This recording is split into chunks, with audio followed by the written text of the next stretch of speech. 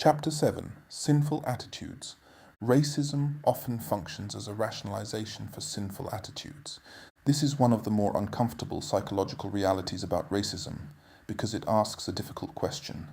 What if prejudice is not the real problem, but the excuse for a deeper problem? From a psychological perspective, people rarely see themselves as villains. Most people want to believe they are good, reasonable, fair, and justified in their actions. When we experience emotions such as anger, resentment, envy, bitterness, hatred, contempt, desire for revenge, those emotions can create tension within us. We know at some level that these attitudes are morally questionable, yet we still feel them.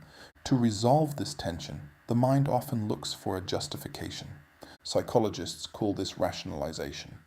A rationalization is a seemingly reasonable explanation that allows us to feel justified in attitudes or behaviors that may actually stem from less noble motives.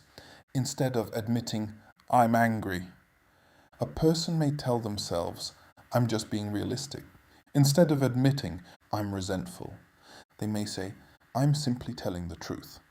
Instead of admitting, "I dislike these people," they may say, "They deserve it." Racism can sometimes operate this way. The prejudice becomes a moral cover for emotions that people do not want to examine honestly. One of the strongest needs in human psychology is the need to see ourselves as good people. When our attitudes conflict with our self-image, discomfort arises. Psychologists call this cognitive dissonance. Imagine someone who believes that I am a good and moral person, but they also feel I deeply dislike this group of people. These beliefs clash. The mind seeks a solution. There are two possible responses. The honest response. The person asks, "Why do I feel this way? Is my attitude wrong? What needs to change in me?" The rationalizing response. The person asks, "How can I justify feeling this way?" Instead of examining their prejudice, they search for reasons to defend it. This protects the ego but prevents growth. Psychologically, anger wants an object. People who feel frustrated, disappointed, powerless, or wounded often search for someone to blame. History repeatedly shows that social groups can become convenient targets. When people experience economic hardship, social change, personal failure, fear, loss of status, they sometimes direct their frustration toward an entire group. The group becomes a symbolic explanation for deeper frustrations. This process is sometimes called scapegoating. The target may not be responsible for the person's pain, but blaming them provides emotional relief. Why resentment can become prejudice. Resentment is especially dangerous because it grows quietly. Unlike sudden anger, resentment can simmer for years. It often sounds like, "They have advantages, I don't. Life isn't fair. People care more about them than me. They are taking something that belongs to us." Whether these beliefs are accurate or not, resentment creates fertile soil for prejudice.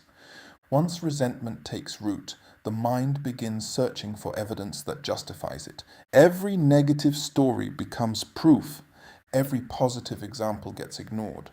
The prejudice becomes emotionally useful because it gives the resentment somewhere to live.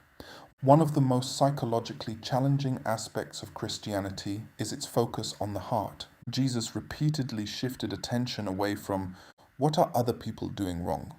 and toward "what is happening inside you?"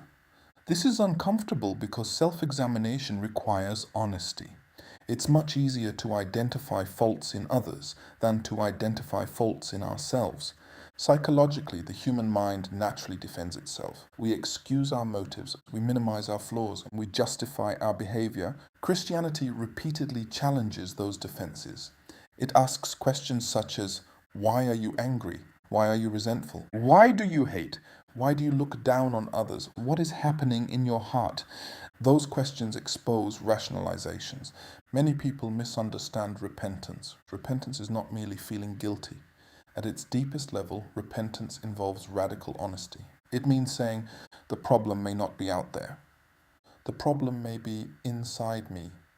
Psychologically, this is powerful because growth begins where self-deception ends.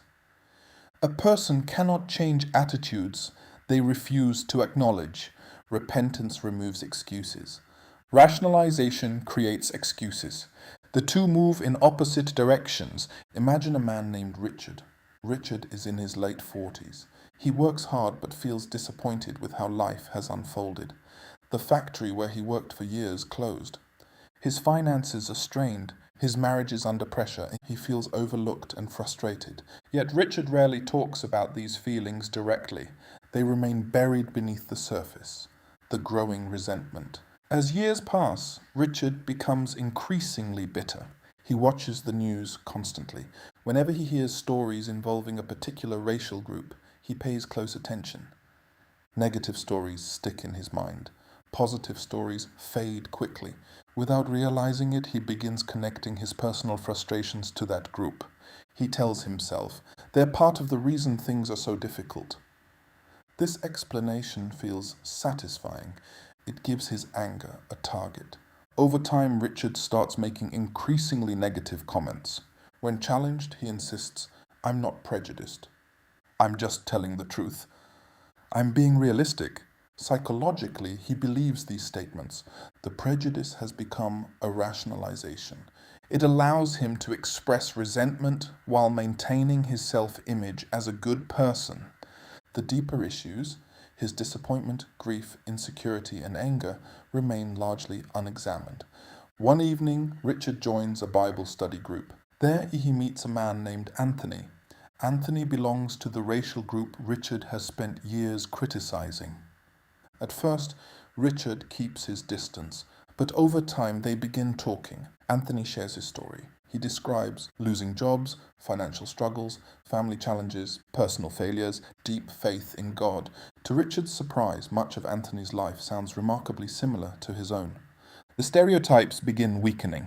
During a discussion one evening, the group studied Jesus' teaching about removing the plank from one's own eye before focusing on the speck in another's. The lesson strikes Richard deeply.